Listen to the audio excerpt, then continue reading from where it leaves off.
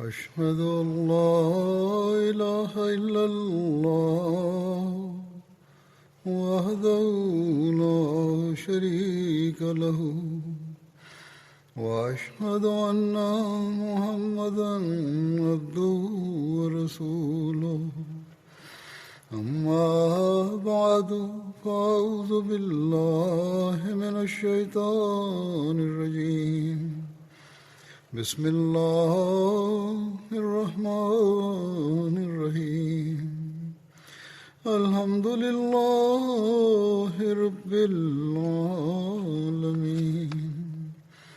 الرحمن الرحيم مالك يوم الدين إياك نعبد وإياك نستعين اهدنا الصراط المستقيم صراط الذين أنعمت عليهم غير المغضوب عليهم ولا الضالين.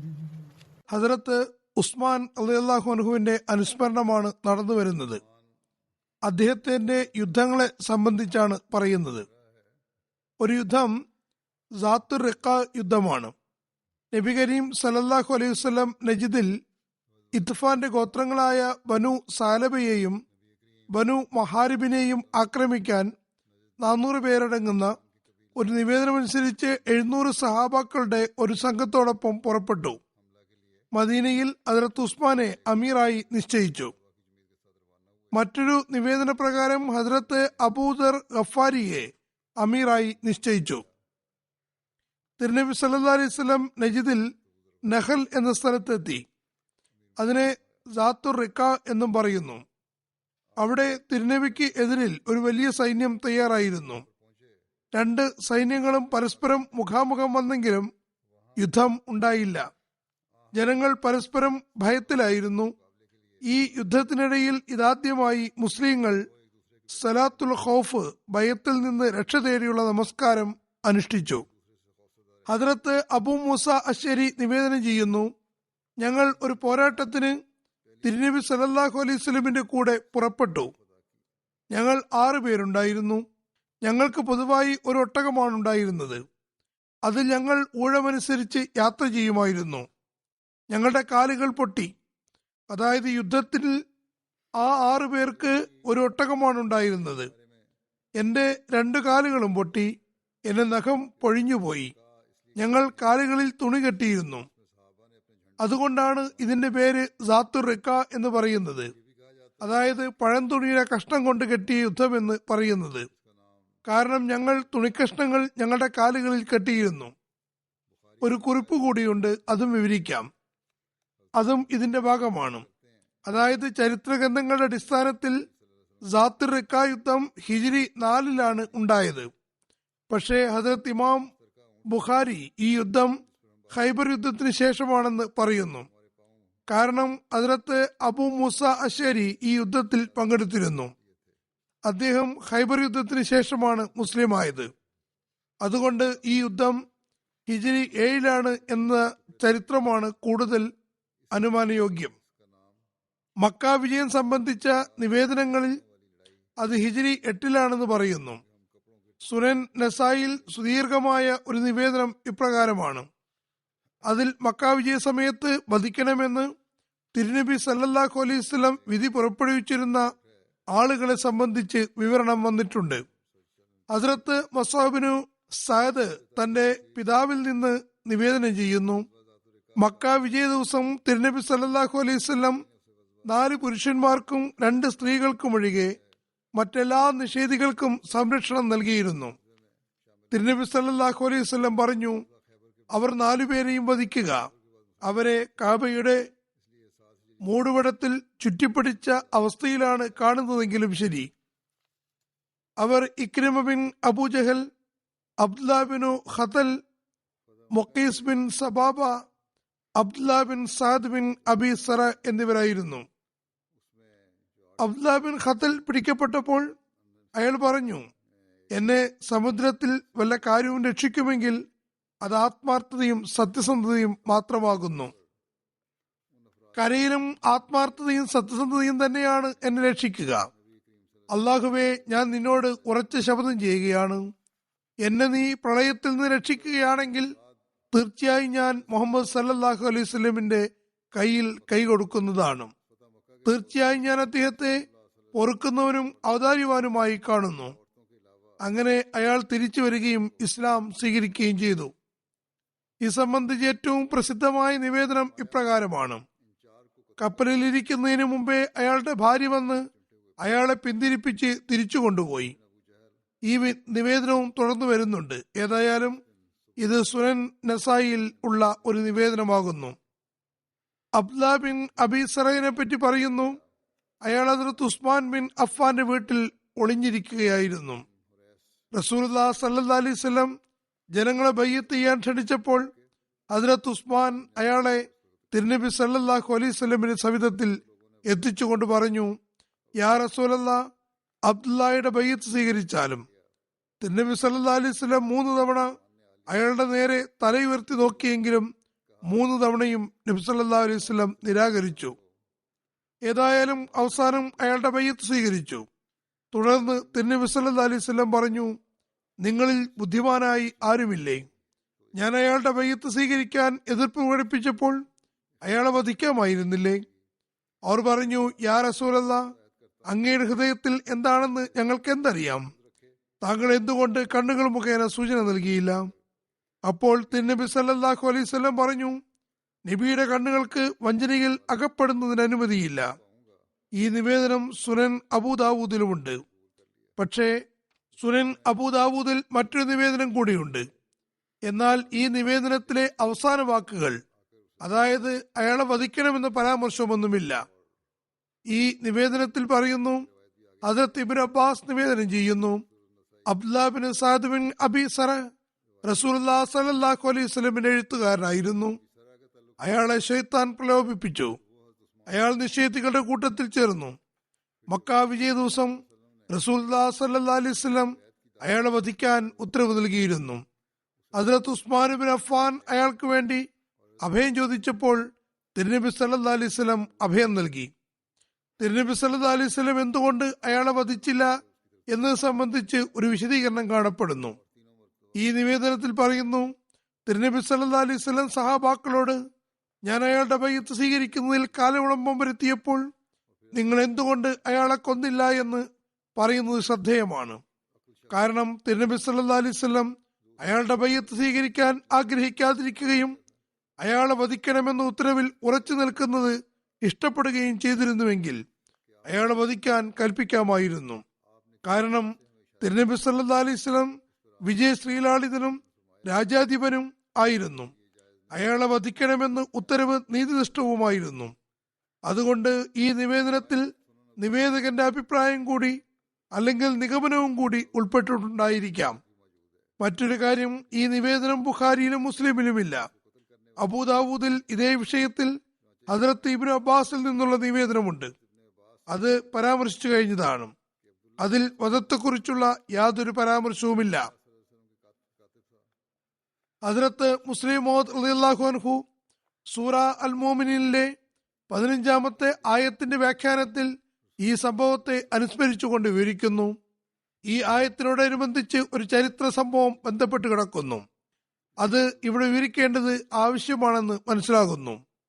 റസൂൽ കരീം സല്ലല്ലാഹു അലൈഹി വസല്ലമിന്റെ ഒരു വഹി എഴുത്തുകാരൻ ഉണ്ടായിരുന്നു. അയാളുടെ പേര് അബ്ദുല്ലാ ബിൻ അബി സറ എന്നായിരുന്നു. തിരുനബി സല്ലല്ലാഹു അലൈഹി വസല്ലം വല്ല വഹിയും ഇറങ്ങുമ്പോൾ ഇയാളെ വിളിച്ച് എഴുതിപ്പിക്കുമായിരുന്നു. ഒരു ദിവസം തിരുനബി സല്ലല്ലാഹു അലൈഹി വസല്ലം ഈ ആയത്തുകൾ എഴുതിപ്പിക്കുകയായിരുന്നു.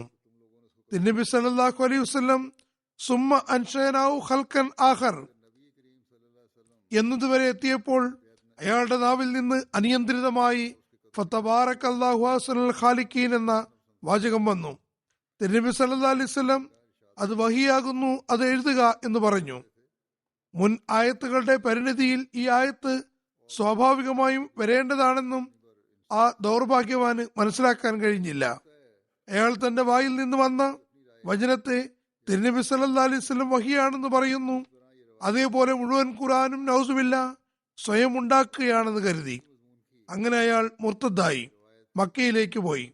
മക്ക വിജയവേളയിൽ തിരുനബി സല്ലല്ലാഹു അലൈഹി വസല്ലം വധിക്കാൻ ഉത്തരവ് നൽകിയവരിൽ അബ്ദുല്ലാഹ് ബിൻ സറഹും ഉണ്ടായിരുന്നു.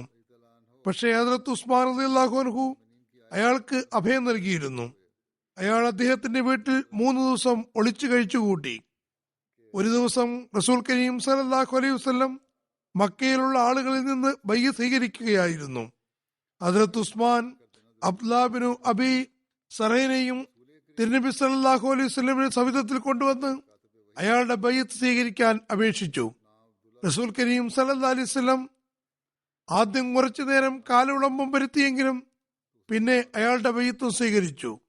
അങ്ങനെ അയാൾ വീണ്ടും ഇസ്ലാം മതം സ്വീകരിച്ചു.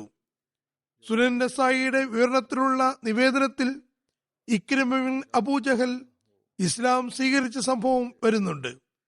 ചരിത്ര ഗ്രന്ഥങ്ങളിൽ അയാൾ ഇസ്ലാം സ്വീകരിച്ചത് സംബന്ധിച്ച വിശദാംശങ്ങൾ ഇപ്രകാരമാകുന്നു. ഞാൻ നേരത്തെ പറഞ്ഞതിൽ നിന്നും അല്പം ഭിന്നമായതാണിത്. ഇക്രിമ ബിൻ അബൂജഹൽ നബി തിരുമേനി സല്ലല്ലാഹു അലൈഹി വസല്ലം മക്ക വിജയ ദിവസം വധിക്കാൻ പറഞ്ഞവരുടെ കൂട്ടത്തിലുണ്ടായിരുന്ന ആളായിരുന്നു. ഇക്രിമയും അയാളുടെ പിതാവും തിരുനബി സല്ലല്ലാഹു അലൈഹി വസല്ലമിനെ ദ്രോഹിച്ചിരുന്നു. അവർ മുസ്ലിങ്ങളെ വളരെ കഠിനമായി പ്രയാസപ്പെടുത്തിയതാണ്. തിരുനബി സല്ലല്ലാഹു അലൈഹി വസല്ലം അയാളുടെ രക്തമൊഴുക്കാൻ അഥവാ വധിക്കാൻ കൽപ്പിച്ചിട്ടുണ്ടെന്നറിഞ്ഞപ്പോൾ അയാൾ യമനിലേക്ക് ഓടിപ്പോയി. അയാളുടെ ഭാര്യ അയാളെ പിന്തുടർന്നു. പിന്നെ അയാൾ ഇസ്ലാം സ്വീകരിക്കുകയും ചെയ്തു. അവൾ ഇക്രിമയെ സമുദ്രതീരത്താണ് കണ്ടത്. അയാൾ കപ്പലിൽ യാത്രയ്ക്ക് ഒരുങ്ങുന്നത് കണ്ടപ്പോൾ മറ്റൊരു നിവേദന പ്രകാരം അയാൾ കപ്പലിൽ യാത്ര പുറപ്പെട്ടിരുന്നു.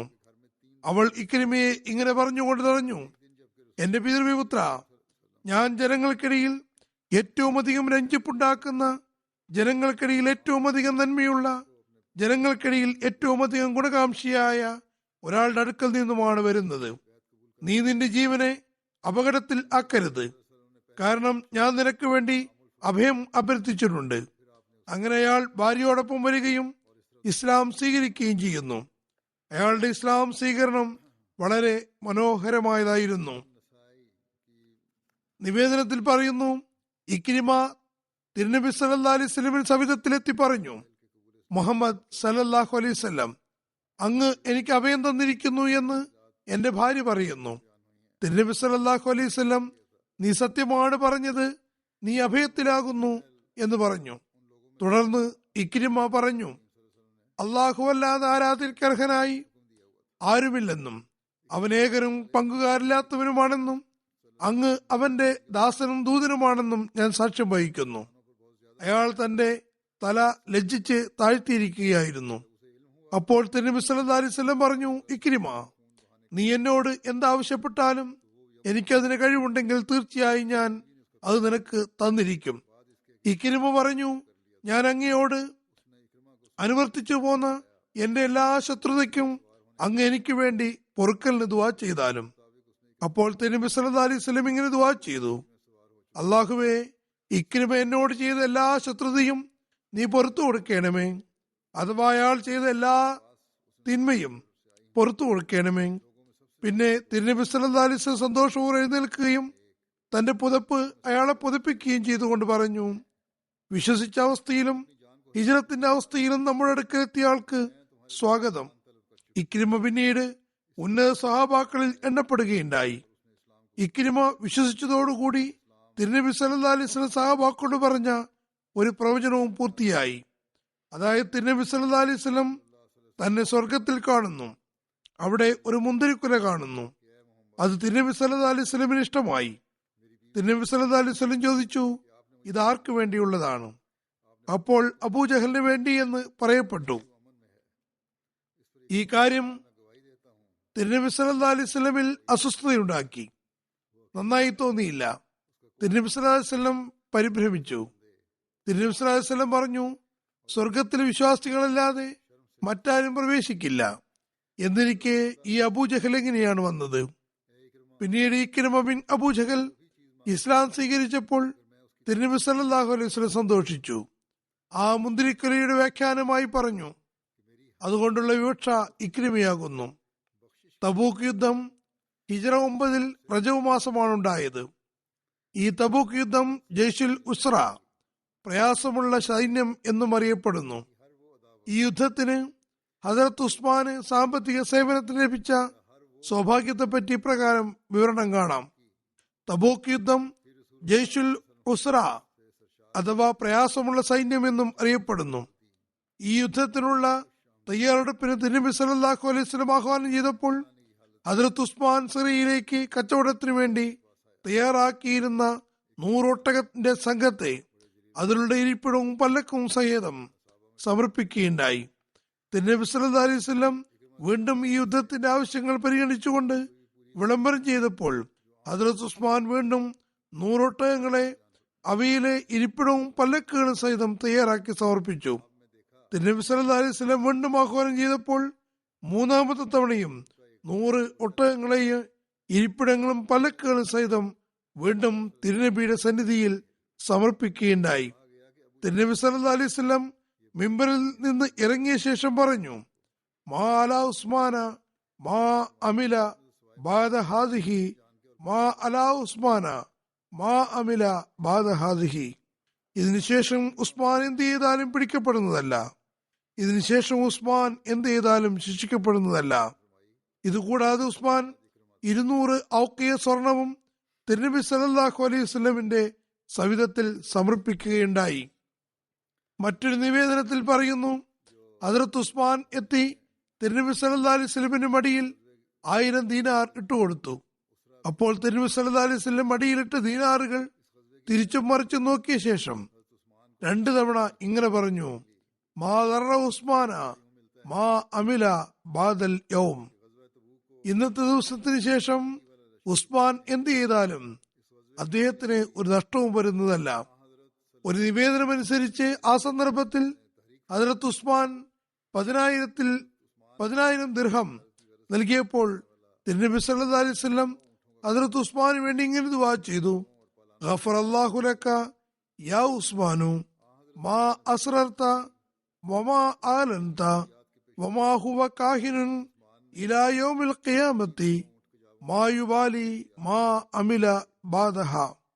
അതായത് ഉസ്മാൻ, നീ രഹസ്യമായും പ്രഹസ്യമായും ഖിയാമത്ത് വരെ ചെയ്യുന്ന എല്ലാ കാര്യവും അള്ളാഹു നിനക്ക് പുറത്തു തരുമാറാകട്ടെ. ഇതിനുശേഷം അദ്ദേഹം എന്ത് ചെയ്താലും അതിൽ ആശങ്കപ്പെടേണ്ടതില്ല. ഒരു നിവേദനമനുസരിച്ച് അദ്ദേഹം യുദ്ധത്തിനുള്ള തയ്യാറെടുപ്പുകൾക്ക് വേണ്ടി 1000 ഒട്ടകങ്ങളെയും 70 കുതിരകളെയും സമർപ്പിച്ചു. മറ്റൊരു നിവേദനമനുസരിച്ച് തിരുനബി സല്ലല്ലാഹു അലൈഹി വസല്ലം ആ സന്ദർഭത്തിൽ ഹദരത്ത് ഉസ്മാനോട് പറഞ്ഞു, ഉസ്മാൻ, ഖിയാമത്ത് വരെ നീ രഹസ്യമായോ പരസ്യമായോ ചെയ്യുന്ന എല്ലാ കാര്യങ്ങളും അള്ളാഹു നിനക്ക് പുറത്തു നൽകുമാറാകട്ടെ. ഇതിനുശേഷം ഇദ്ദേഹം എന്ത് ചെയ്താലും അള്ളാഹു അത് ഗൗരവിക്കുന്നതല്ല. മറ്റൊരു നിവേദനത്തിൽ പറയുന്നു, തിരുനബി സല്ലല്ലാഹു അലൈഹി വസല്ലം ആ സന്ദർഭത്തിൽ ഉസ്മാന് വേണ്ടി ഇപ്രകാരം ദുആ ചെയ്തു, അല്ലാഹുമ്മ അൻ ഉസ്മാന ഫി അന്നി അൻഹു റാസിൻ. അള്ളാഹുവേ, നീ ഉസ്മാനോട് സംതൃപ്തനായാലും, കാരണം ഞാൻ അദ്ദേഹത്തിൽ സംതൃപ്തനാകുന്നു. ഹദരത്ത് മുസ്ലിം മൗഊദ് റളിയല്ലാഹു അൻഹു ഇരിക്കുന്നു, ചില സന്ദർഭങ്ങളിൽ സ്വഹാബാക്കൾ തങ്ങളുടെ വീട്ടിലെ സമ്പത്തും സാമഗ്രികളും വിറ്റുകൊണ്ട് യുദ്ധത്തിലുള്ള ചെലവുകൾ നികത്തിയിരുന്നു. മാത്രമല്ല, ചിലപ്പോൾ അവർ തങ്ങളുടെ സ്വത്തുക്കൾ വിറ്റുകൊണ്ടും മറ്റുള്ളവരുടെ ചെലവുകൾ നടത്തുകയും അവരുടെ ആവശ്യങ്ങൾ പൂർത്തീകരിക്കുകയും ചെയ്തതായും കാണാൻ കഴിയുന്നുണ്ട്. ഒരിക്കൽ തിരുനബി സല്ലല്ലാഹു അലൈഹി വസല്ലം പുറത്തേക്ക് വന്ന് പറഞ്ഞു, ഇന്ന യാത്രയ്ക്ക് നമ്മുടെ സൈന്യം പോവുകയാണ്, പക്ഷേ വിശ്വാസികളുടെ പക്കൽ ഒന്നും തന്നെയില്ല. ആയതിനാൽ പ്രതിഫലം ലഭിക്കാൻ ആരെങ്കിലും നിങ്ങളുടെ കൂട്ടത്തിൽ ഉണ്ടോ? ഇത് കേട്ടതും ഹദരത്ത് ഉസ്മാൻ എഴുന്നേറ്റു. അദ്ദേഹം തന്റെ കണക്കിലുള്ള സമ്പത്തെടുത്ത് പ്രസ്തുത തുക മുസ്ലിങ്ങളുടെ ചെലവിലേക്കായി തിരുനബി സല്ലല്ലാഹു അലൈഹി വസല്ലം സവിധത്തിൽ സമർപ്പിച്ചു. ഇത് കണ്ടപ്പോൾ തിരുനബി സല്ലല്ലാഹു അലൈഹി വസല്ലം പറഞ്ഞു, ഉസ്മാൻ സ്വർഗം വാങ്ങിയിരിക്കുന്നു.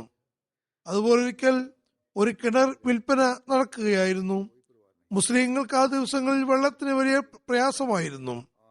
ആ സന്ദർഭത്തിൽ തിരുനബി സല്ലല്ലാഹു അലൈഹി വസല്ലം പറഞ്ഞു, ദൈവിക പ്രതിഫലം പറ്റാൻ ആരെങ്കിലും തയ്യാറുണ്ടോ?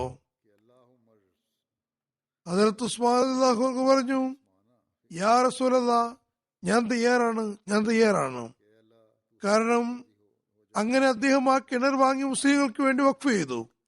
റസൂൽ തിരുമേനി സല്ലല്ലാഹു അലൈഹി വസല്ലം അപ്പോഴും പറഞ്ഞു, ഉസ്മാൻ സ്വർഗമാണ് വാങ്ങിയിരിക്കുന്നത്. മറ്റൊരു സന്ദർഭത്തിലും റസൂൽ കരീം സല്ലല്ലാഹു അലൈഹി വസല്ലം ഹദരത്ത് ഉസ്മാൻ റളിയല്ലാഹു അൻഹുവിനെ സംബന്ധിച്ച് ഇതേ പദങ്ങൾ പറയുകയുണ്ടായി. ചുരുക്കത്തിൽ 3 സന്ദർഭങ്ങളിൽ തിരുനബി സല്ലല്ലാഹു അലൈഹി വസല്ലം ഹദരത്ത് ഉസ്മാൻ റളിയല്ലാഹു അൻഹുവിനെ സംബന്ധിച്ച് പറഞ്ഞു, അദ്ദേഹം സ്വർഗം വിലയ്ക്ക് വാങ്ങിയിരിക്കുന്നു. ഹദരത്ത് മുസ്ലിം മൗഊദ് റളിയല്ലാഹു അൻഹു പറയുന്നു, തിരുനബി സല്ലല്ലാഹു അലൈഹി വസല്ലം ഉസ്മാനെ പറ്റി അദ്ദേഹം സ്വർണം വിലയ്ക്ക് വാങ്ങിയിരിക്കുന്നു എന്നും അദ്ദേഹം സ്വർഗസ്ഥനാണെന്നും പറഞ്ഞിട്ടുണ്ട്. ഒരിക്കൽ ഹുദൈബിയ സന്ധിയുടെ സന്ദർഭത്തിൽ റസൂൽ കരീം സല്ലല്ലാഹു അലൈഹി വസല്ലം മുസ്ലിങ്ങളിൽ നിന്ന് വീണ്ടും ബൈഅത്ത് സ്വീകരിച്ചപ്പോൾ ഹദരത്ത് ഉസ്മാൻ റളിയല്ലാഹു അൻഹു പ്രസ്തുത വേളയിൽ സന്നിഹിതനായിരുന്നില്ല. അപ്പോൾ തിരുനബി സല്ലല്ലാഹു അലൈഹി വസല്ലം തന്റെ ഒരു കൈ മറുകൈയിൽ വെച്ചുകൊണ്ട് പറഞ്ഞു, ഇത് ഉസ്മാന്റെ കൈയാകുന്നു, ഞാൻ അദ്ദേഹത്തിന് വേണ്ടി എന്റെ ഈ കൈ വെച്ചതാണ്. അങ്ങനെ തിരുനബി സല്ലല്ലാഹു അലൈഹി വസല്ലം തന്റെ കൈയിനെ ഹദരത്ത് ഉസ്മാന്റെ കൈയാണെന്ന് പറയുകയുണ്ടായി. മറ്റൊരു നിവേദനത്തിൽ പറയുന്നു, ഉസ്മാൻ, അള്ളാഹു താങ്കൾക്ക് ഒരു മേലങ്കി അണിയിച്ചതിലെ കപടവിശ്വാസികൾ നിന്റെ വസ്ത്രം അഴിക്കാൻ ആഗ്രഹിക്കുന്നതാണ്, എന്നാൽ നീ ആ മേലങ്കി അഴിച്ചു വെക്കരുത്. ഹദരത്ത് മുസ്ലിം മൗഊദ് റളിയല്ലാഹു അൻഹു പറയുന്നു, മുഹമ്മദ് റസൂലുള്ളാഹി സ്വല്ലല്ലാഹു അലൈഹി വസല്ലമിൽ ഹദരത്ത് ഉസ്മാനോട് പറഞ്ഞു, ഈ മേലങ്കി നീ ഊരി മാറ്റരുത്. നിന്നോട് ഈ മേലങ്കി ഊരി മാറ്റാൻ ആവശ്യപ്പെടുന്നവർ കപടവിശ്വാസികളായിരിക്കും. ഇതിൽ നിന്ന് അക്കൂട്ടത്തിൽ ഉണ്ടായിരുന്നവർ കപടവിശ്വാസികളാണെന്ന് വ്യക്തമാകുന്നു. കാരണം അവരുടെ പറ്റി തിരുനബി സല്ലല്ലാഹു അലൈഹി വസല്ലം നേരത്തെ തന്നെ പ്രവചനം ചെയ്തിട്ടുണ്ടായിരുന്നു.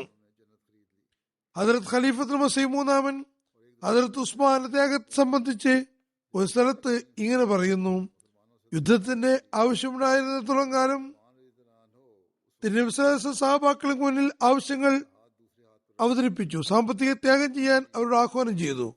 അതിന്റെ പരമായ ഹദരത്ത് അബൂബക്കർ തന്റെ മുഴുവൻ സമ്പത്തും കൊണ്ടുവന്നു. ഹദരത്ത് ഉസ്മാൻ റളിയല്ലാഹു അൻഹു തന്റെ പകുതി സമ്പത്ത് കൊണ്ടുവന്നു. ഹദരത്ത് ഉസ്മാൻ പറഞ്ഞു, എന്നെ 10,000 ഞാൻ 10,000 സഹാബാക്കളുടെ ചെലവ് വഹിക്കാം, എന്റെ ഈ അഭ്യർത്ഥന സ്വീകരിച്ചാലും. കൂടാതെ അദ്ദേഹം 1000 ഒട്ടകങ്ങളും 70 കുതിരകളും നൽകുകയുണ്ടായി.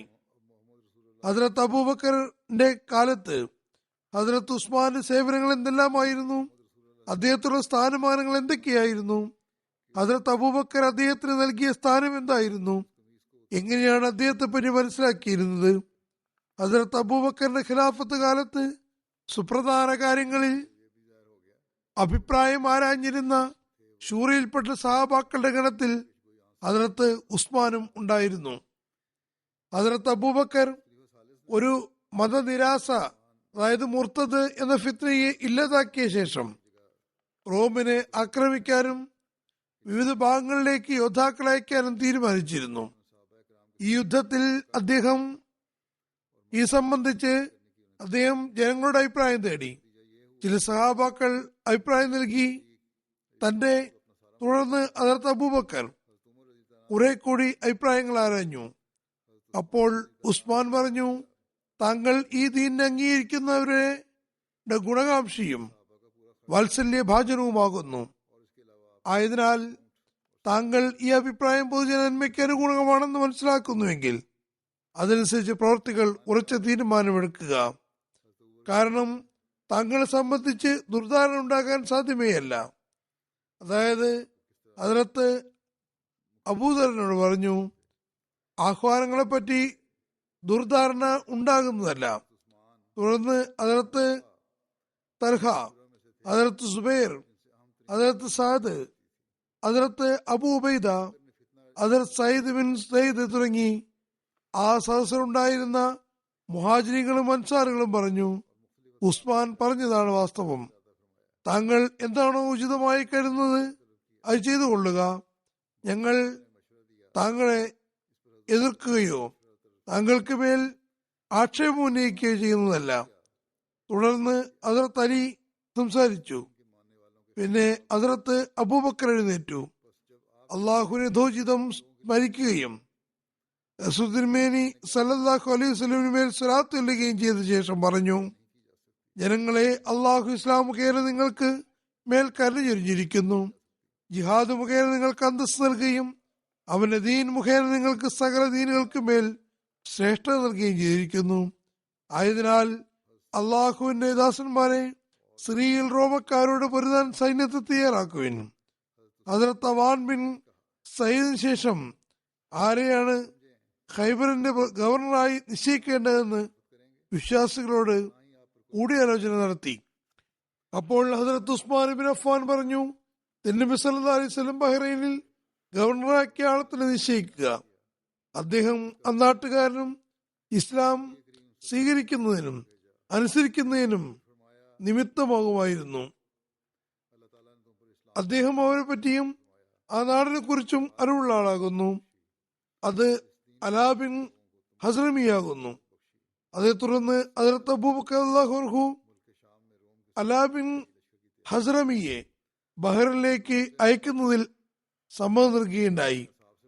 ഹസ്രത്ത് ഉസ്മാൻ ബിൻ അഫ്ഫാൻ നിവേദനം ചെയ്യുന്നു, ഹസ്രത്ത് അബൂബക്കറിന്റെ ഖിലാഫത്ത് കാലത്തൊരിക്കൽ മഴ ഉണ്ടായിരുന്നില്ല. ജനങ്ങൾ ഹസ്രത്ത് അബൂബക്കറിന്റെ സവിധത്തിലെത്തി പറഞ്ഞു, ആകാശം മഴ വർഷിക്കുന്നില്ല, ഭൂമി കൃഷി മുളപ്പിക്കുന്നുമില്ല, ജനങ്ങൾ വളരെ കഠിനമായ പ്രയാസത്തിലകപ്പെട്ടിരിക്കുന്നു. ഹസ്രത്ത് അബൂബക്കർ പറഞ്ഞു, നിങ്ങൾ ഇപ്പോൾ പോകുവിൻ, സഹനം കൈക്കൊള്ളുവിൻ, വൈകുന്നേരത്തിനുള്ളിൽ അള്ളാഹു നിങ്ങളുടെ പ്രയാസങ്ങൾ ദൂരീകരിക്കുന്നതാണ്. ഇത്രയും ആകപ്പോഴേക്കും ഹസ്രത്ത് ഉസ്മാൻ തന്റെ ഒട്ടകങ്ങളുടെ കച്ചവട സംഘം ഗോതമ്പും മറ്റ് ഭക്ഷണ സാമഗ്രികളുമായി സിറിയയിൽ നിന്ന് മദീനയിലേക്ക് എത്തി. അതേക്കുറിച്ച് അറിഞ്ഞപ്പോൾ ജനങ്ങൾ ഹസ്രത്ത് ഉസ്മാന്റെ വാതിൽക്കലെത്തി വാതിലിൽ മുട്ടാൻ തുടങ്ങി. ഹസ്രത്ത് ഉസ്മാൻ ജനങ്ങൾക്കിടയിലേക്ക് ഇറങ്ങി ചോദിച്ചു, നിങ്ങൾക്ക് എന്താണ് വേണ്ടത്? ജനങ്ങൾ പറഞ്ഞു, ഇപ്പോൾ പട്ടിണിയുടെ കാലമാണ്, തങ്ങൾക്കറിയാം. ആകാശം മഴ വർഷിക്കുകയോ ഭൂമി ഉൽപ്പാദിപ്പിക്കുകയോ ചെയ്യുന്നില്ല. ജനങ്ങൾ കടുത്ത പ്രയാസത്തിലകപ്പെട്ടിരിക്കുകയാണ്. താങ്കളുടെ പക്കൽ ധാന്യമുണ്ടെന്ന് ഞങ്ങൾക്കറിയാൻ കഴിഞ്ഞു. അത് താങ്കൾ ഞങ്ങൾക്ക് വിൽക്കുകയാണെങ്കിൽ അത് ഞങ്ങൾ അഗതികൾക്കും അശരണർക്കും വേണ്ടി വിതരണം ചെയ്യുന്നതാണ്. ഹസ്രത്ത് ഉസ്മാൻ പറഞ്ഞു, വളരെ നല്ലത്, നിങ്ങൾ അകത്തേക്ക് വരുവാൻ കച്ചവടം നടത്താം. കച്ചവടക്കാർ അദ്ദേഹത്തിന്റെ വീട്ടിൽ പ്രവേശിച്ചു. ഹസ്രത്ത് ഉസ്മാന്റെ വീട്ടിലെ ധാന്യം അവർ കണ്ടു. ഹസ്രത്ത് ഉസ്മാൻ കച്ചവടക്കാരോട് ചോദിച്ചു, ഞാൻ സിറിയയിൽ നിന്ന് വാങ്ങിയതാണ്, ഇതിന് നിങ്ങൾ എനിക്ക് എത്ര ലാഭം തരും? അവർ പറഞ്ഞു, 10-ന് 12 തരാം. അതായത് ഇതിന്റെ വില 10 ദിർഹമാണെങ്കിൽ ഞങ്ങൾ 12 തരാൻ തയ്യാറാണ്. ഹസ്രത്ത് ഉസ്മാൻ പറഞ്ഞു, എനിക്ക് ഇതിനേക്കാൾ കൂടുതൽ കിട്ടാറുണ്ട്. അപ്പോൾ അവർ പറഞ്ഞു, ഞങ്ങൾ 10-ന് പകരം 15 തരാം. ഞങ്ങൾ 10-ന് പകരമായി 15 നൽകാൻ തയ്യാറാണ്. ഹസ്രത്ത് ഉസ്മാൻ പറഞ്ഞു, എനിക്ക് ഇതിലും വളരെ കൂടുതൽ കിട്ടാറുണ്ട്. കച്ചവടക്കാർ പറഞ്ഞു, അബൂ ഉമർ, മദീനയിൽ ഞങ്ങളെ കൂടാതെ മറ്റൊരു കച്ചവടക്കാരനുമില്ല.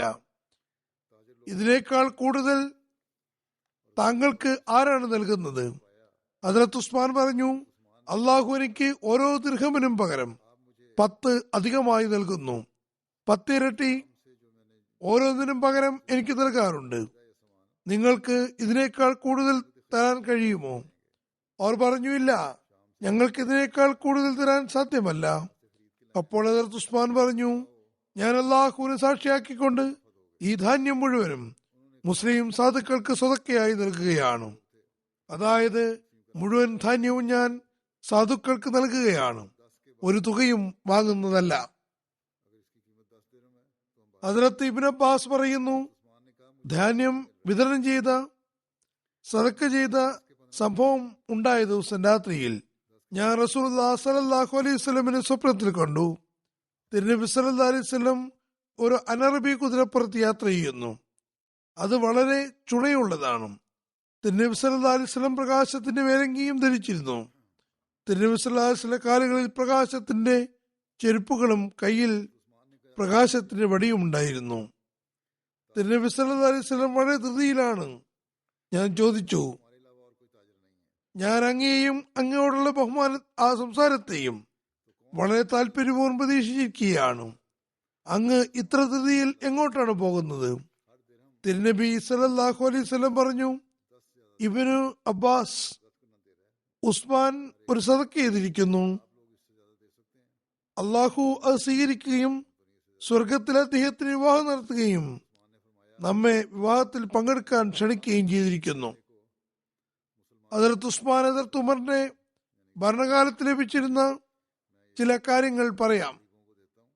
ഹദരത്ത് ഉമർ റളിയല്ലാഹു അൻഹു ഖലീഫയായപ്പോൾ സഹാബാക്കളോട് ബൈത്തുൽ മാലിൽ തന്റെ സ്റ്റേപ്പിനെ സംബന്ധിച്ച് അഭിപ്രായം ആരാഞ്ഞു. അപ്പോൾ ഹദരത്ത് ഉസ്മാൻ പറഞ്ഞു, താങ്കൾ ഉണ്ണുകയും മറ്റുള്ളവരെ ഊട്ടുകയും ചെയ്യുക, താങ്കളുടെ അഭാവത്തിൽ നിറവേറ്റുക, താങ്കളുടെ ആവശ്യങ്ങൾ നിറവേറ്റുക, ജനങ്ങളുടെ ആവശ്യങ്ങൾ നിറവേറ്റുക, യാതൊന്നും നിജപ്പെടുത്തേണ്ട കാര്യമില്ല. ഇസ്ലാമിക വിജയങ്ങളുടെ ശൃംഖല വ്യാപിക്കുകയും സമ്പത്ത് വർദ്ധിക്കുകയും ചെയ്തപ്പോൾ ഹദരത്ത് ഉമർ ചില സഹാബാക്കളെ ഈ സമ്പത്തിനെ കുറിച്ച് കൂടി ആലോചിക്കാൻ വിളിച്ചു. ഹദരത്ത് ഉസ്മാൻ പറഞ്ഞു, സമ്പത്ത് ധാരാളമായിരിക്കുന്നു, അത് ജനങ്ങൾക്ക് മതിയായ സമ്പത്താണെന്ന് ഞാൻ മനസ്സിലാക്കുന്നു.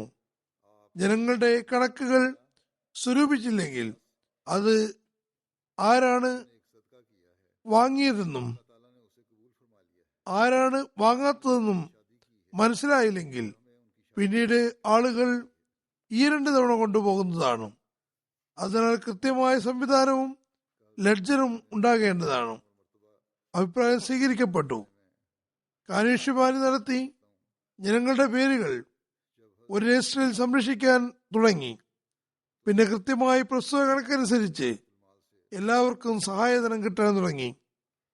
ഹദരത്ത് ഉസ്മാന്റെ ഖിലാഫത്തിനെ പറ്റി തിരുനബി സല്ലല്ലാഹു അലൈഹി വസല്ലമിന്റെ പ്രവചനവുമുണ്ട്. നേരത്തെ ഒരു മേലങ്കി അണിയിച്ചുവെന്നും മുനാഫിക്കുകൾ ആ മേലങ്കി അഴിക്കാൻ ശ്രമിക്കുന്നു എന്നും പറയുകയുണ്ടായി. ഹദരത്ത് അബൂ അമർ നിവേദനം ചെയ്യുന്നു, തിരുനബി സല്ലല്ലാഹു അലൈഹി വസല്ലം ഒരു ദിവസം ചോദിച്ചു, നിങ്ങളിൽ ആരെങ്കിലും സ്വപ്നം കണ്ടിട്ടുണ്ടോ? ഒരാൾ, ഞാൻ കണ്ടിട്ടുണ്ട്. അതായത് ആകാശത്ത് നിന്ന് ഒരു തുലാസ് ഇറക്കപ്പെട്ടിരിക്കുന്നു. തിരുനബി സല്ലല്ലാഹു അലൈഹി വസല്ലമിനെയും ഹദരത്ത് അബൂബക്കറിനെയും അതിൽ തൂക്കി നോക്കി. അപ്പോൾ തിരുനബി സല്ലല്ലാഹു അലൈഹി വസല്ലം ഹദരത്ത് അബൂബക്കറിനേക്കാൾ ഭാരമുള്ളതായി കണ്ടു. പിന്നെ ഹദരത്ത് അബൂബക്കറിനെയും ഹദരത്ത് ഉസ്മാനെയും തൂക്കി നോക്കി. ഹദരത്ത് അബൂബക്കറിന്റെ ഭാഗമാണ് ഭാരമുള്ളതായി കണ്ടത്. പിന്നെ ആ തുലാവ് പിന്നെ ഹദരത്ത് ഉമറിനെയും ഹദരത്ത് ഉസ്മാനെയും തൂക്കി നോക്കി. ഹദരത്ത് ഉമറിന്റെ ഭാഗം ഭാരമുള്ളതായി കണ്ടു. പിന്നെ ആ തുലാസ് എടുത്തു മാറ്റി. അങ്ങനെ ഞങ്ങൾ തിരുനബി സല്ലല്ലാഹു അലൈഹി വസല്ലം മുഖത്ത് നീരസം കണ്ടു. തിരുനബി സല്ലല്ലാഹു അലൈഹി വസല്ലം സന്തോഷം പ്രകടിപ്പിച്ചില്ല, വളരെ അനിഷ്ടമാണ് പ്രകടിപ്പിച്ചത്. ഒരു നിവേദനത്തിൽ പറയുന്നു, ഹദരത്ത് ജാബിർ ബിൻ അബ്ദുള്ള വിവരിക്കുന്നു, റസൂലുള്ളാഹി സ്വല്ലല്ലാഹു അലൈഹി വസല്ലം പറഞ്ഞു, ഇന്ന് രാത്രി ഞാൻ ഒരു സുഹൃതമാനായ മനുഷ്യനെ സ്വപ്നത്തിൽ കണ്ടു. ഹദരത്ത് അബൂബക്കറിനെ തിരുനബി സല്ലല്ലാഹു അലൈഹി വസല്ലം താനുമായും, ഹദരത്ത് ഉമറിനെ ഹദരത്ത് അബൂബക്കറുമായും, ഹദരത്ത് ഉസ്മാനെ ഹദരത്ത് ഉമറുമായും ചേർത്തിരിക്കുന്നു. ഹദരത്ത് ജാബിർ വിവരിക്കുന്നു, ഞങ്ങൾ തിരുനബി സല്ലല്ലാഹു അലൈഹി വസല്ലമിന്റെ സദസ്സിൽ നിന്ന് എണീറ്റതിന് ശേഷം ഞങ്ങൾ പറഞ്ഞു, സുഹൃതമാനായ ആൾ തിരുനബി സല്ലല്ലാഹു അലൈഹി വസല്ലം ആകുന്നു. ചിലരെ മറ്റു ചേർത്ത് പറഞ്ഞതിന്റെ അർത്ഥം ഇവരാണ് ഇക്കാര്യത്തിലതായ ദീനിന്റെ സംരക്ഷകരാകേണ്ടവർ. അവരോടൊപ്പമാണ് അള്ളാഹു തിരുനബി സല്ലല്ലാഹു അലൈഹി വസല്ലമിനെ നിയോഗിച്ചത് എന്നാകുന്നു. ഹദരത്ത് സമറ ബിൻ ജുന്ദുബ് വിവരിക്കുന്നു, ഒരാൾ പറഞ്ഞു, യാ റസൂലല്ലാഹ്, ആകാശത്ത് നിന്ന് ഒരു വെള്ളമുള്ള പാത്രം തൂക്കിയിട്ടതായി കാണുന്നു. ആദ്യം ഹദരത്ത് അബൂബക്കർ വരികയും അതിന്റെ 2 വടികളിലും പിടിച്ച് അതിൽ നിന്ന് കുറച്ചു കുടിച്ചു. പിന്നെ ഉമർ വന്നു, അദ്ദേഹത്തിന് 2 വടികളിലും പിടിച്ച് മതിയാവോളം ധാരാളം കുടിച്ചു. പിന്നെ ഉസ്മാൻ വന്നു, അതേ 2 വടികളിലും പിടിച്ച് നല്ലപോലെ കുടിച്ചു. തുടർന്ന് അലി വന്നു, അത് തുളുമ്പിപ്പോയി. അതിൽ കുറച്ച് അദ്ദേഹത്തിന്റെ മേലങ്കീലും അത് വീണു. ഇതിൽ ഖിലാഫത്തിന്റെ 3ാമത് സംബന്ധിച്ചുള്ള സൂചനയാണുള്ളത്. ഹദരത്ത് അലിയുടെ കാലം മുഴുവനും വളരെ ബുദ്ധിമുട്ട് ഉള്ള കാലമായിരുന്നു. ശരിയായ രീതിയിൽ കുടിക്കാൻ കഴിഞ്ഞില്ല എന്നത് അതിലേക്കുള്ള സൂചനയാകുന്നു. ഹദരത്ത് ഉസ്മാന്റെ ഖിലാഫത്ത് തെരഞ്ഞെടുപ്പിന് വേണ്ടി നിശ്ചയിക്കപ്പെട്ട മജിലിസ് കൂടിയാലോചന സമിതിയെ പറ്റി ഹദരത്ത് മസൂർ ബിൻ മക്രം വിവരിക്കുന്നു. ഹദരത്ത് ഉമർ ബിൻ ഖത്താബ് മേലുണ്ടായ ആക്രമണത്തിന് ശേഷം നല്ല അവസ്ഥയിലുള്ളപ്പോൾ ആരെങ്കിലും ഖലീഫയെ നിശ്ചയിക്കാൻ അദ്ദേഹത്തോട് അപേക്ഷിക്കുകയുണ്ടായി. എന്നാൽ അദ്ദേഹം നിരാകരിക്കുകയാണുണ്ടായത്. ഒരു ദിവസം അദ്ദേഹം മെമ്പറിൽ പറഞ്ഞു. ചില വചനങ്ങൾ ഉരുവിട്ടതിന് ശേഷം അദ്ദേഹം പറഞ്ഞു, ഞാൻ മരണപ്പെടുകയാണെങ്കിൽ നിങ്ങളുടെ കാര്യത്തിൽ 6 പേരുടെ ഉത്തരവാദിത്തത്തിലായിരിക്കും. റസൂലുള്ളാഹി സ്വല്ലല്ലാഹു അലൈഹി വസല്ലം വിടവാങ്ങുമ്പോൾ അവരെക്കുറിച്ച് സംതൃപ്തരായിരുന്നു. അലി ബിൻ അബൂ താലിബ് അദ്ദേഹത്തിന്റെ സുഹൃത്ത് Zubair bin Awam, Abdulrahman bin ഔഫ് അദ്ദേഹത്തിന്റെ സുഹൃത്ത് ഉസ്മാൻ ബിൻ അഫ്ഫാൻ, തൽഹ ബിൻ ഉബൈദുല്ല അവരുടെ സുഹൃത്ത് സഅദ് ബിൻ മാലിക്. തുടർന്ന് അദ്ദേഹം പറഞ്ഞു, ഓർക്കുക, തീരുമാനമെടുക്കുന്നതിൽ അള്ളാഹുവിനെ ഭയപ്പെടുന്നതിനും വിതരണത്തിൽ നീതിപൂർവ്വം വർത്തിക്കാനും ഞാൻ ഉപദേശിക്കുകയാണ്. അബൂ ജാഫർ നിവേദനം ചെയ്യുന്നു, ഹദരത്ത് ഉമർ ബിൻ ഖത്താബ് ഖിലാഫത്ത് തെരഞ്ഞെടുപ്പുള്ള മജ്ലിസ് ശൂറയുടെ അംഗങ്ങളോട് പറഞ്ഞു, തങ്ങളുടെ കാര്യത്തിൽ പരസ്പരം കൂടിയാലോചന നടത്തുക. തുടർന്ന് 2 ഭാഗത്തും ഈ 2 വോട്ടുകളാണെങ്കിൽ വീണ്ടും കൂടിയാലോചന നടത്തുക. തുടർന്ന് 4ഉം 2ഉം വോട്ടുകളാണെങ്കിൽ കൂടുതൽ വോട്ട് കിട്ടിയവരെ സ്വീകരിക്കുക. സെയ്ദ് ബിൻ അസ്ലം തന്റെ പിതാവിൽ നിന്ന് നിവേദനം ചെയ്യുന്നു, ഹദരത്ത് ഉമർ പറഞ്ഞു, 2 പക്ഷത്തും 3 വോട്ടുകളാണെങ്കിൽ ഹദരത്ത് അബ്ദുറഹ്മാൻ ബിൻ ഔഫ് ഏത് പക്ഷത്താണോ ഉള്ളത് അവരെ കേൾക്കുകയും അവരുടെ നിവേദനം അനുസരിക്കുകയും ചെയ്യുക. അബ്ദുറഹ്മാൻ ബിൻ സയ്യിദ് നിവേദനം ചെയ്യുന്നു, ഹദരത്ത് ഉമർ പരിക്കേറ്റപ്പോൾ പറഞ്ഞു, സുഹൈബ് 3 ദിവസം നിങ്ങൾ നമസ്കാരത്തിന് നേതൃത്വം നൽകുന്നതാണ്. അതായത് സുഹൈബിനെ ഇമാമു സ്വലാത്തായി നിശ്ചയിച്ചു. തുടർന്ന് പറഞ്ഞു, ഇക്കാര്യത്തിൽ അതായത് ഖിലാഫത്ത് സംബന്ധിച്ച് കൂടിയാലോചന നടത്തുക. ഈ കാര്യം ആ 6 പേരുടെ ചുമതലയിൽ വന്നിരുന്നു. അതിനുശേഷം ആരെങ്കിലും നിങ്ങളെ എതിർക്കുകയാണെങ്കിൽ അയാളുടെ ഗളച്ഛേദം നടത്തുക. ഹദരത്ത് അനസ് ബിൻ മാലിക് നിവേദനം ചെയ്യുന്നു, ഹദരത്ത് ഉമർ തന്റെ വഫാത്തിന് അല്പം മുമ്പ് ഹദരത്ത് തൽഹയ്ക്ക് സന്ദേശം അയച്ചിട്ട് പറഞ്ഞു, അബൂ തൽഹ, താങ്കളുടെ അൻസാർ ജനതയിൽ നിന്ന് 50 പേരെയും കൂട്ടി കൂടിയാലോചന സമിതിയുടെ അടുക്കൽ പോവുക. അവരിൽ ആരെങ്കിലും അമീറായി നിശ്ചയിക്കുന്നതുവരെ 3 ദിവസത്തേക്ക് അവരെ വിടരുത്. അള്ളാഹുവിന് വേണ്ടി നീ അവർക്ക് മേൽ എന്റെ പ്രതിനിധിയാകുന്നു. ഇസാഖ് ബിൻ അബ്ദുള്ള വിവരിക്കുന്നു, ഹദരത്ത് അബൂ തൽഹ തന്റെ സുഹൃത്തുക്കളോടൊപ്പം ഹദരത്ത് ഉമറിന്റെ ഖബർ തയ്യാറാക്കുമ്പോൾ കുറച്ചു സമയം തങ്ങി. തുടർന്ന് കൂടിയാലോചന സമിതിയിൽ അവരുടെ കാര്യം പറഞ്ഞു. ഹദരത്ത് അബ്ദുറഹ്മാൻ ബിൻ ഔഫിനെ ഏൽപ്പിച്ചു അവരുടെ കാര്യം. അവർ പറഞ്ഞു, അദ്ദേഹം ഇമാമുള്ള ആരെങ്കിലും അമീറായി നിശ്ചയിക്കട്ടെ. പിന്നെ ഹദരത്ത് അബൂ തൽഹ, ഹദരത്ത് അബ്ദുറഹ്മാൻ ബിൻ ഔഫ്, ഹദരത്ത് ഉസ്മാൻ എന്നിവർ ബയ്യത്ത് ചെയ്യുന്നതുവരെയും അദ്ദേഹത്തിന്റെ വാതിൽക്കൽ ആരും തന്നെ വന്നു നിൽക്കുന്നതല്ല. ഹദരത്ത് സൽമ ബിൻ അബൂ സൽമ തന്റെ പിതാവിൽ നിവേദനം ചെയ്യുന്നു, ഏറ്റവും ആദ്യം ഹദരത്ത് അബ്ദുറഹ്മാൻ ബിൻ ഔഫ് ഹദരത്ത് ഉസ്മാൻ ബയ്യത്ത് ചെയ്തു. തുടർന്ന് അലി ബയ്യത്ത് ചെയ്തു. ഹദരത്ത് ഉമർ അല്ലാഹു സ്വതന്ത്രനാക്കിയ അടിമ ഉമർ ബിൻ ഉമൈറ തന്റെ പിതാവിൽ നിന്ന് നിവേദനം ചെയ്യുന്നു, ഹദരത്ത് അലി ഏറ്റവും ആദ്യം ഹദരത്ത് ഉസ്മാനും ബയ്യത്ത് ചെയ്യുന്നത് ഞാൻ കാണുകയുണ്ടായി. തുടർന്ന് തുടർച്ചയായി മറ്റ് ജനങ്ങൾ ബയ്യത്ത് ചെയ്തു. സഹീഹ് ബുഖാരിയിൽ ഹദരത്ത് ഉമറിന്റെ അവസാന സുഹൃത്തെയും തനിക്ക് ശേഷം വരുന്ന ഖലീഫയ്ക്കുള്ള ഉപദേശത്തെയും മജ്ലിസ് ശൂറയും സംബന്ധിച്ച് വന്ന വിശദീകരണത്തിൽ ഇപ്രകാരം പറയുന്നു. ജനങ്ങൾ പറഞ്ഞു, അമീറുൽ മുഅ്മിനീൻ വസീത്ത് ചെയ്യുകയും ആരെങ്കിലും താങ്കളുടെ പ്രതിനിധിയായ ഖലീഫയായി നിശ്ചയിക്കുകയും ചെയ്യുക. അപ്പോൾ അദ്ദേഹം പറഞ്ഞു, ഖിലാഫത്തിന്റെ അർഹരായി ഏതാനും ആളുകളെ അല്ലാതെ മറ്റാരെയും എനിക്ക് കാണാൻ കഴിയുന്നില്ല. റസൂലുള്ളാഹി സ്വല്ലല്ലാഹു അലൈഹി വസല്ലം വഫാത്താകുമ്പോൾ ഇവരിൽ സന്തുഷ്ടനായിരുന്നു. അദ്ദേഹം ഹദരത്ത് അലി, ഹദരത്ത് ഉസ്മാൻ, ഹദരത്ത് സുബൈർ, ഹദരത്ത് തൽഹ, ഹദരത്ത് സഅദ്, ഹസ്രത്ത് അബ്ദുറഹ്മാൻ ബിൻ ഔഫ് എന്നിവരായിരുന്നു പേരെടുത്ത് പറഞ്ഞവർ. പിന്നീടും ഉണ്ടാകുമായിരിക്കാം. തുറന്നു പറഞ്ഞു, അബ്ദുല്ലാഹ് ബിൻ ഉമർ നിങ്ങളോടൊപ്പം ഉണ്ടായിരിക്കും. ഈ ഖിലാഫത്തിൽ അദ്ദേഹത്തിന് അർഹതയുണ്ടായിരിക്കുന്നതല്ല. ഇത് നേരത്തെ വിവരിച്ചതാണ്. അതുകൊണ്ട് ഇവിടെ ചുരുക്കി വിവരിക്കുകയാണ്. അതായത് ഹദ്റത്ത് ഉമറിന്റെ വഫാത്തിനും തുടർന്ന് അള്ളാഹുവിന്റെ അദ്ദേഹത്തിന്റെ കബറടക്കത്തിൽ നിന്ന് വിരമിച്ച ശേഷം ഹദ്റത്ത് ഉമർ നാമനിർദ്ദേശം ചെയ്യാൻ ഒരുമിച്ച് കൂട്ടി. ഹദ്റത്ത് അബ്ദുറഹ്മാൻ ബിൻ ഔഫ് പറഞ്ഞു, നമ്മുടെ കാര്യം നമ്മളിൽ 3 പേരെ ഏൽപ്പിക്കാം. അത് സുബൈർ പറഞ്ഞു, ഞാൻ എന്റെ അധികം. ഹദ്റത്ത് അബ്ദുറഹ്മാൻ ഔഫ് പറഞ്ഞു, നമ്മുടെ കാര്യം നമ്മളിൽ 3 പേരെ ഏൽപ്പിക്കാം. ഹദ്റത്ത് സുബൈർ പറഞ്ഞു, ഞാൻ എന്റെ അധികാരം ഹദ്റത്ത് അലിക്ക് നൽകുന്നു. ഹദ്റത്ത് തൽഹ പറഞ്ഞു, ഞാൻ എന്റെ അധികാരം ഹദ്റത്ത് ഉസ്മാൻ ഏൽപ്പിക്കുന്നു.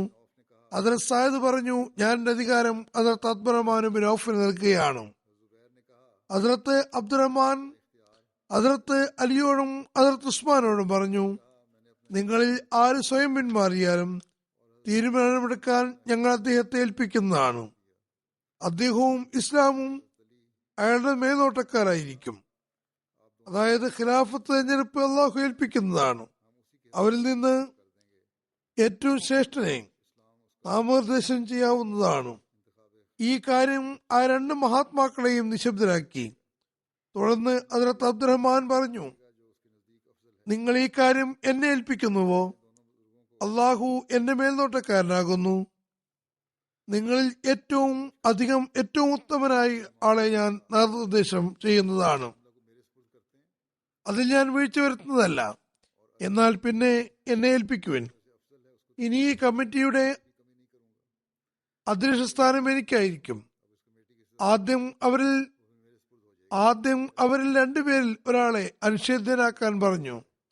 അവർ പറഞ്ഞു, ഞങ്ങൾ പിന്മാറുന്നില്ല, ഒഴിയുന്നുമില്ല. അപ്പോൾ അദ്ദേഹം പറഞ്ഞു, എങ്കിൽ പിന്നെ ഞാൻ ഇതിൽ നിന്ന് പിന്മാറുന്നു. ഇങ്ങനെയാണ് ആദ്യത്തെ അധ്യക്ഷ സ്ഥാനം കിട്ടുക. ഏതായിരുന്നാലും അദ്ദേഹം പറഞ്ഞു, ഇനി ഞാൻ തീരുമാനമെടുക്കുന്നത് നീതിപൂർവമായിരിക്കും. അള്ളാഹു എന്റെ മേൽനോട്ടക്കാരനാകുന്നു. അവർ 2 പേരും പറഞ്ഞു, അതേ, നല്ലത്. തുടർന്ന് അബ്ദുറഹ്മാൻ അവരിൽ ഒരാളെയും കൊണ്ട് മാറിപ്പോയി. അദ്ദേഹത്തോട് പറഞ്ഞു, താങ്കൾക്കുള്ള സ്ഥാനം താങ്കൾക്ക് അറിയാമല്ലോ. താങ്കൾക്ക് തിരുനബി സല്ലല്ലാഹു അലൈഹി വസല്ലമയുമായി കുടുംബ ബന്ധമുണ്ട്. ഇസ്ലാമിൽ താങ്കൾക്കുള്ള സ്ഥാനം അറിയാമല്ലോ. അള്ളാഹു താങ്കളെ മേൽനോട്ടക്കാരനാകുന്നു. ഞാൻ താങ്കളെ ഓർത്തത് അമീർ ആക്കിയാൽ താങ്കൾ തീർച്ചയായും നീതിപൂർവ്വം പ്രവർത്തിക്കുമോ? ഇനി ഞാൻ ഉസ്മാനെ അമീറാക്കിയാൽ താങ്കൾ അതുകൊണ്ട് ഒരിക്കൽ പോയത് അദ്ദേഹത്തിന്റെ പേന സ്വീകരിക്കുമോ?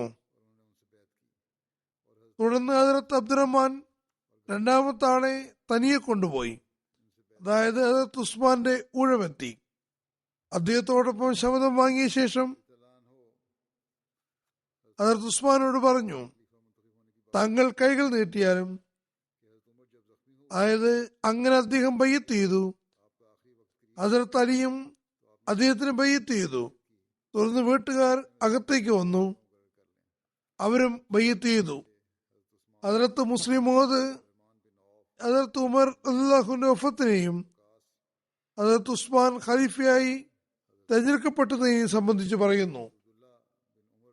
ഹദ്റത്ത് ഉമറിന് പരിക്കേറ്റപ്പോൾ തന്റെ അവസാന സമയം സമാഗതമായെന്ന് അദ്ദേഹത്തിന് മനസ്സിലായി. തുടർന്ന് അദ്ദേഹം 6 പേരെയും നിശ്ചയിച്ചു. അവരിൽ അവസാനം അദ്ദേഹം ഹദ്റത്ത് അബ്ദുറഹ്മാൻ ബിൻ ഔഫിനോട് തീരുമാനമെടുക്കുന്നതിൽ ഒരു വിട്ടുവീഴ്ചയും ചെയ്യുകയില്ലെന്ന് ശപഥം ചെയ്യിപ്പിച്ചു. അദ്ദേഹം പറഞ്ഞു, ഒരു കാര്യം അദ്ദേഹത്തിന്റെ ചുമതലയിൽ ആയി. അതായത് ഹദ്റത്ത് അബ്ദുറഹ്മാൻ ബിൻ ഔഫിന്റെ ചുമതലയിൽ. ഹദ്റത്ത് അബ്ദുറഹ്മാൻ ബിൻ ഔഫ് 3 ദിവസം മദീനയിലെ ഓരോ വീട്ടിലും പോയി.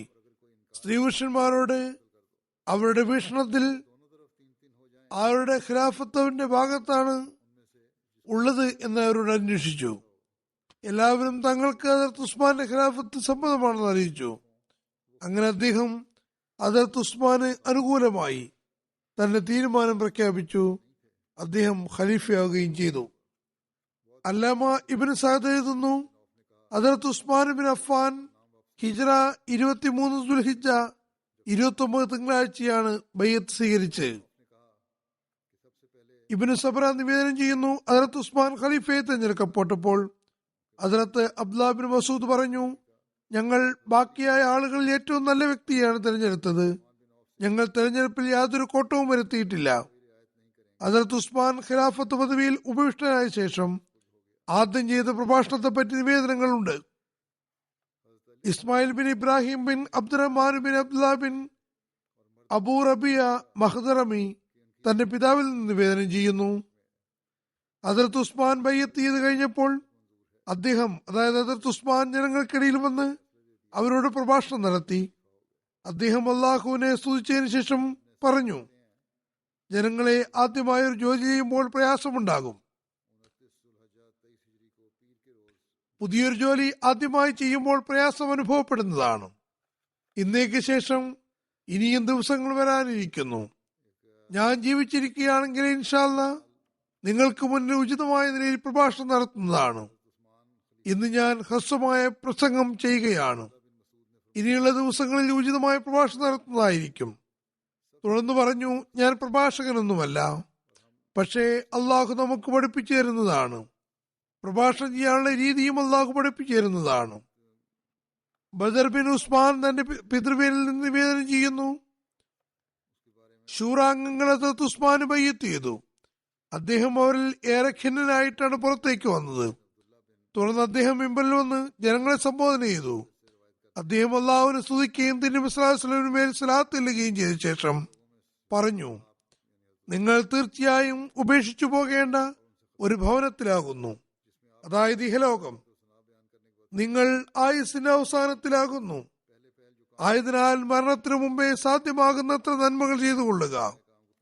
തീർച്ചയായും നിങ്ങൾ മരണത്തിന്റെ വലയത്തിലാകുന്നു. ഈ ശത്രു രാവിലെ അല്ലെങ്കിൽ വൈകിട്ട് നിങ്ങളെ ആക്രമിക്കുന്നതാണ്. ഓർക്കുക, തീർച്ചയായും ഭൗതിക ലോകം വഞ്ചനയും ചതിയും കൊണ്ട് അലങ്കൃതമാകുന്നു. ആയതിനാൽ അള്ളാഹുവിനെ സംബന്ധിച്ച് ഭൗതിക ലോകം നിങ്ങളെ വഞ്ചിതരാക്കാതിരിക്കട്ടെ. കൊടിയ വഞ്ചകനായ ശൈത്താൻ നിങ്ങൾ ഒരിക്കലും വഞ്ചനയിൽ അകപ്പെടുത്താതിരിക്കട്ടെ. കഴിഞ്ഞ കാല ആളുകളിൽ നിന്ന് പാഠം ഉൾക്കൊള്ളുവിൻ, പിന്നെ നല്ലപോലെ പ്രയത്നിക്കുവിൻ.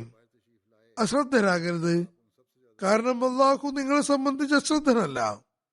ഭൂമിയെ പിളർത്തി അവയിൽ വസിക്കുകയും ഒരു നീണ്ടകാലം അതിൽ നിന്ന് പ്രയോജനമെടുക്കുകയും ചെയ്തവരും അവരുടെ സഹോദരങ്ങളും ഇന്നെവിടെ? അവൻ അവസാനം അവരെ പുറത്തേക്ക് എടുത്തെറിഞ്ഞില്ലേ? ആയതിനാൽ അള്ളാഹു വലിച്ചെറിഞ്ഞെടുത്ത് നിങ്ങളും ഈ ലോകത്ത് ഉപേക്ഷിക്കുവിൻ. ആഖിറത്ത് അഥവാ പരലോകം കാക്ഷിക്കുവിൻ.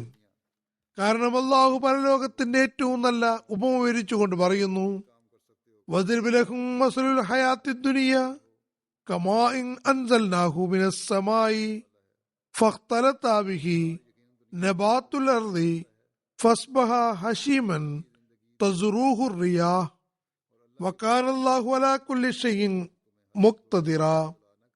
അൽ മാലു വൽ ബനൂന സീനത്തുൽ ഹയാത്തിദ് ദുനിയ വൽ ബാഖിയാത്തുസ് സാലിഹാത്തു ഖൈറും മിൻ ഇൻദി റബ്ബിക സവാബൻ വ ഖൈറും അമല.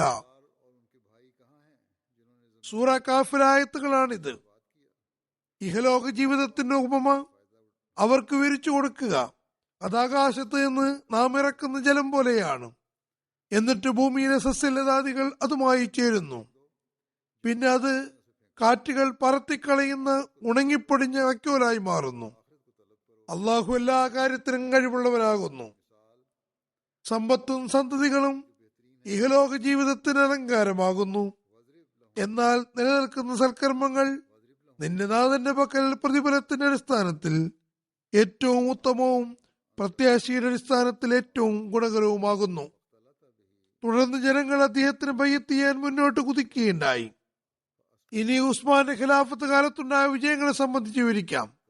ഹദ്റത്ത് ഉസ്മാന്റെ ഖിലാഫത്ത് കാലത്ത് ഇനി പറയുന്ന സ്ഥലങ്ങളിൽ അള്ളാഹു മുസ്ലിങ്ങളെ വിജയം കൊണ്ട് അനുഗ്രഹിച്ചു. ഹിജ്രി 27 ആഫ്രിക്കിയ വിജയം. ഇത് അൾജീരിയയുടെയും മൊറാക്കഷിന്റെയും പ്രദേശമാകുന്നു. പിന്നെ സ്പെയിൻ വിജയം. ഹിജ്റ 28 ഖബ്രസ് സൈപ്രസ് വിജയങ്ങൾ. ഹിജ്രി 30 തിബിരിസ്ഥാൻ വിജയം. ഹിജ്രി 31 സവാരി അർമീനിയ ഖുറാസാൻ വിജയങ്ങൾ. റോമിലേക്കുള്ള മുന്നേറ്റം. മൊറാറെ റഷ്യ. താൽക്കി ബയാൻ ഖരിയാബ് ജോസജാൻ താക്കാരിസ്ഥാൻ വിജയങ്ങൾ.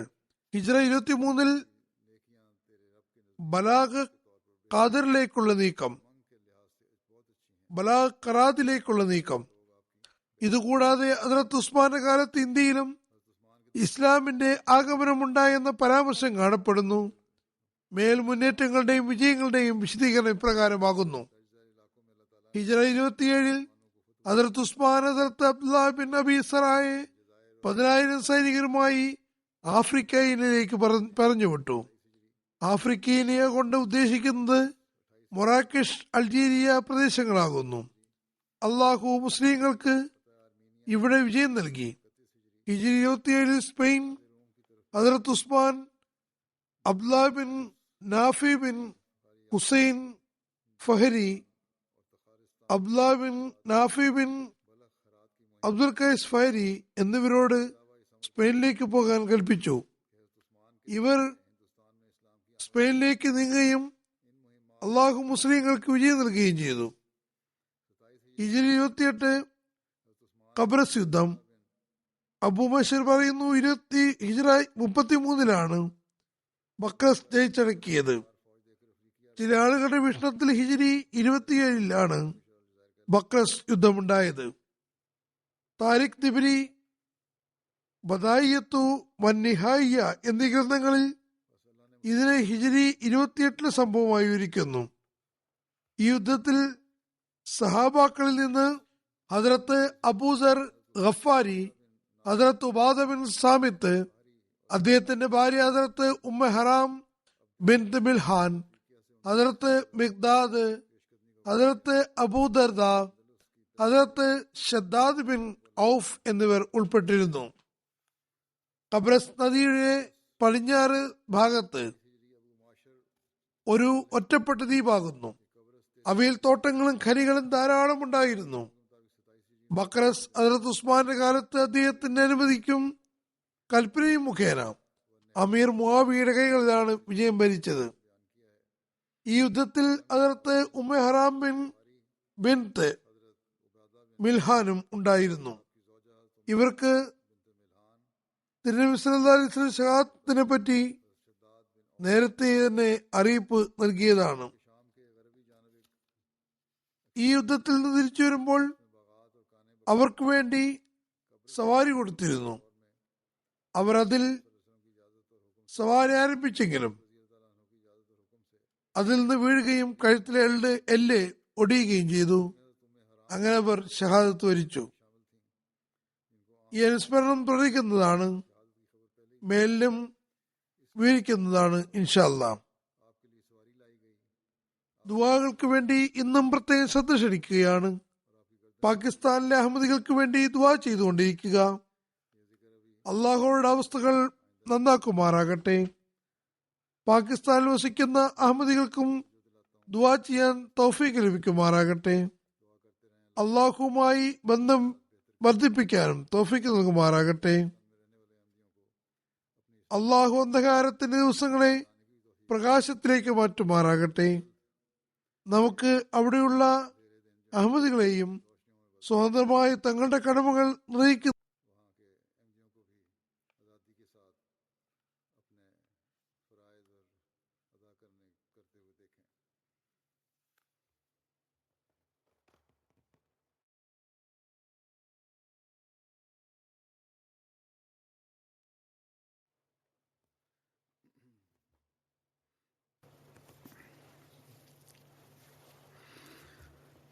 الحمد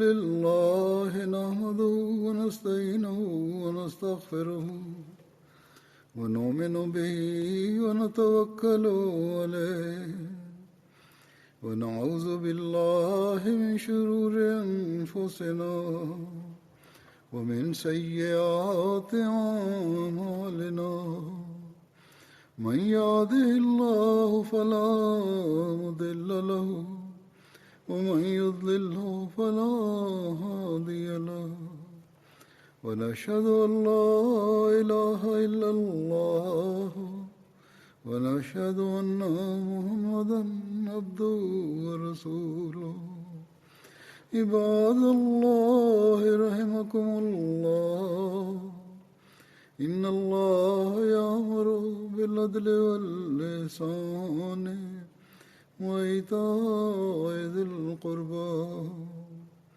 وينهى عن الفحشاء والمنكر والبغي يعظكم لعلكم تذكرون اذكروا الله يذكركم وادعوه يستجب لكم ولذكر الله أكبر